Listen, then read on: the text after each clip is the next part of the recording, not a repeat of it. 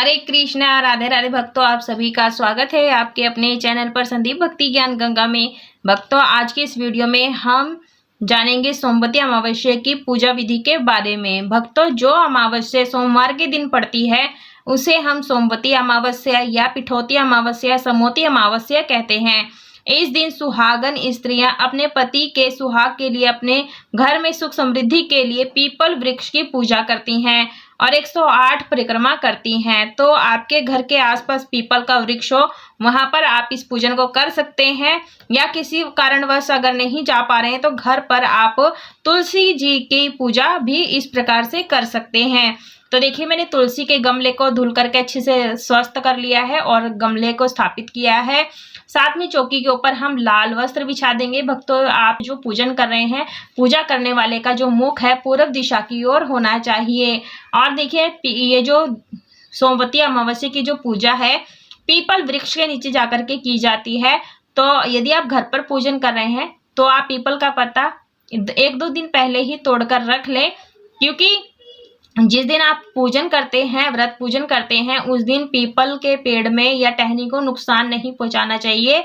तो देखिए, हम यहाँ पर जो है सोमा धोबन का चित्र बना लेंगे। एक गुड़िया जैसी आकृति बनानी है, कोई ज्यादा कलाकारी नहीं दिखानी है। तो जैसी बस गुड़िया जैसी दिखनी चाहिए, ऐसे हमें एपन की सहायता से या हल्दी की सहायता से या चंदन की सहायता से बनाना होता है। और हम यहाँ पर इसी पत्ते पर स्वास्तिक बना लेंगे, क्योंकि हम गणेश जी का ध्यान करके इस पूजन को करेंगे। आप चाहें तो गणेश जी की मूर्ति या फिर हल्दी सुपारी में भी गणेश जी का आवाहन करके पूजन करें। फूलों का आसन दे करके हमने पत्ते पे जो माता जी बनाई है उसे स्थापित कर लेंगे, धूप दीप यहाँ पर जला लेंगे। तो देखिए, आज के दिन मूल तूल का निषेध होता है। मूल यानी मूली, तूल मैंने रुई, तो हमें रुई की बाती नहीं लगानी है। कलावा की बाती आप लगा सकते हैं, लंबी बाती या गोल बाती का। और अक्षत पुष्प लेकर के सभी देवी देवताओं का आवाहन करेंगे और अक्षत पुष्प छोड़ देंगे। इनसे प्रार्थना करेंगे कि आप हमारी चौकी पर आए और विराजमान हो जाएं इस तरह से।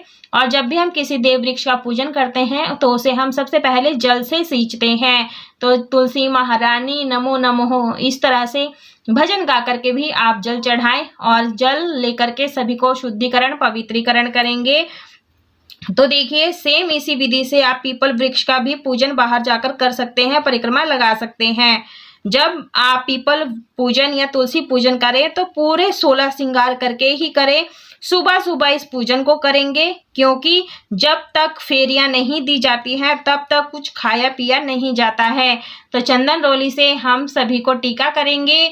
और देखिए, माता को भी हम यहाँ पर 5 बार 7 बार यहाँ से सुहाग और यानी सिंदूर अर्पित करेंगे। और जो उंगली में बच जाता है उसे अपने मांग में सजा ले, इससे कहते हैं माता से सुहाग लेना। तो देखिए, मैंने यहाँ पर लगा लिया है। अक्षत सभी को समर्पित कर देंगे।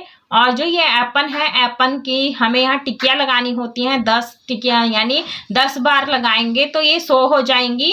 और 4-4 उंगली डिप करके हम 4 टिकिया लगाएंगे, यानी 8 टिकिया हो जाएंगी। हमें 108 टिकियां लगानी है, क्योंकि जो सोमवती अमावस्या होता है उसमें 108 अंक का विशेष महत्व होता है। तो आप यहाँ पर 10 टिकियां 10 बार लगा लें उंगलियों से। और देखिए, पीपल के पेड़ पे थापे दिए जाते हैं, यानी हाथों को डिप करके 10 यानी 108 बार थापे लगाए जाते हैं। तो आप देख लीजिएगा, जैसे आपके सामर्थ्य हो वैसे लगाना। देखिए, 2 बार मैंने 4-4 करके लगाया, अंगूठा नहीं लगाया। इस तरह से आपको ध्यान देना है। पुष्प की माला हम तुलसी मैया को समर्पित कर देंगे। तो देखिए भक्तों, जब आप पहली बार सोमवती अमावस्या करती हैं तो फेरियां पान और धान से दी जाती हैं। उसके बाद जब ये व्रत पूजन करते हैं तब आप कुछ भी फल, ड्राई फ्रूट आदि देकर के फेरियां दे सकते हैं। तो देखिए, सोमवती अमावस्या में 108 अंक का विशेष महत्व रहता है, तो कोई भी आप वस्तु 108 ले सकते हैं। तो देखिए भक्तों, वैसे तो जो अमावस है हर महीने में आती है, लेकिन जो अमावस सोमवार के दिन पड़ जाती है तो वो बहुत ही ज्यादा विशेष होती है। करवा चौथ की तरह ही बहुत विशेष ये दिन माना जाता है। तो पुष्प अर्पित कर देंगे, सदाबहार के फूल यानी सदा सुहागन के फूल अर्पित कर देंगे इस प्रकार से। तो इस व्रत पूजन को सुहागन स्त्रियों को जरूर से करना चाहिए। यदि हम इस प्रकार से व्रत पूजन करते हैं तो घर में सुख समृद्धि आती है, सौभाग्य में वृद्धि होती है। गणेश जी को हम यहाँ पर जनेऊ समर्पित कर देंगे और जल का भोग लगाएंगे। तो हम जो भी है चंदन रोली से टीका लगा देंगे और यहाँ पर हम जल का भोग लगाएंगे। भक्तों, किसी किसी के यहाँ पर ये व्रत सुबह से शाम तक किया जाता है और चंद्रमा को अर्घ्य देने के बाद व्रत को खोला जाता है। अमावस्या तिथि है तो खीर का भोग आप जरूर से लगाएं और ऋतु फल जो भी हो आपके पास उसका भोग आप अवश्य रूप से लगाएं।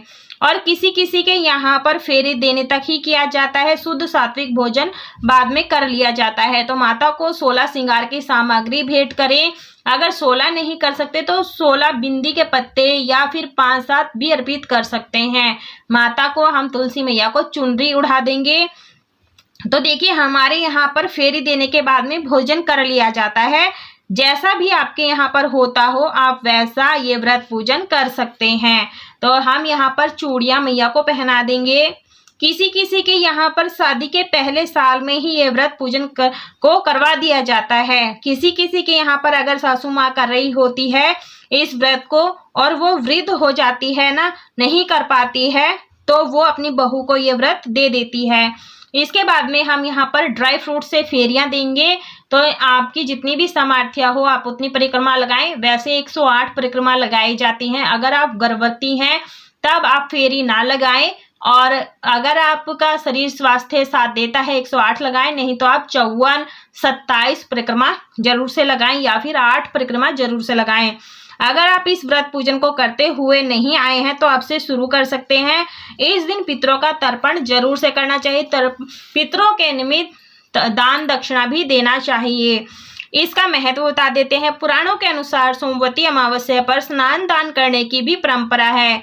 वैसे तो इस दिन गंगा स्नान का विशेष महत्व माना गया है, परंतु जो लोग गंगा स्नान करने नहीं जा पाते हैं वे किसी भी नदी या सरोवर तट पर, तो आप घर पर ही शिव पार्वती और तुलसी जी का पूजन कर अमावस्या का लाभ उठा सकते हैं। यहाँ पर हम सभी को धूप दीप दिखा देंगे। भक्तों, अगर पीपल वृक्ष में पूजन कर रहे हैं तो पीपल में मूल भगवान विष्णु, तने में शिव तथा अग्रभाग में ब्रह्मा जी का निवास होता है। अतः इस दिन पीपल के पूजन से सौभाग्य में वृद्धि होती है। तो देखिए, पूजन संपूर्ण हो जाने के बाद में यहीं पर बैठ करके सोमा धोबन की व्रत कथा कहानी को पढ़ना या सुनना चाहिए। कथा का वीडियो मैंने अलग कर दिया है, आप वहां जाकर के कथा सुन सकते हैं। फिर हम यहाँ पर आरती कर लेंगे इसी दीपक से। आप चाहें तो कपूर से भी आरती कर सकते हैं। तो ठीक है, तो आप इस तरह से आरती कर लीजिएगा। सोमवती अमावस्या के दिन पीपल की परिक्रमा करने का विधान है।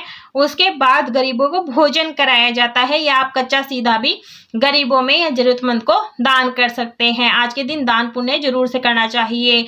और यहाँ पर हम दीपक को शांत कर देंगे और सूर्य उदय होने से पहले आप उठें और स्नानादि कार्य से निवृत्त होने के बाद में सूर्य देव को अर्घ्य दें। उसके बाद में इस पीपल वृक्ष का पूजन या तुलसी पूजन करना चाहिए और व्रत का संकल्प जरूर से ले लें, प्रार्थना जरूर से करें।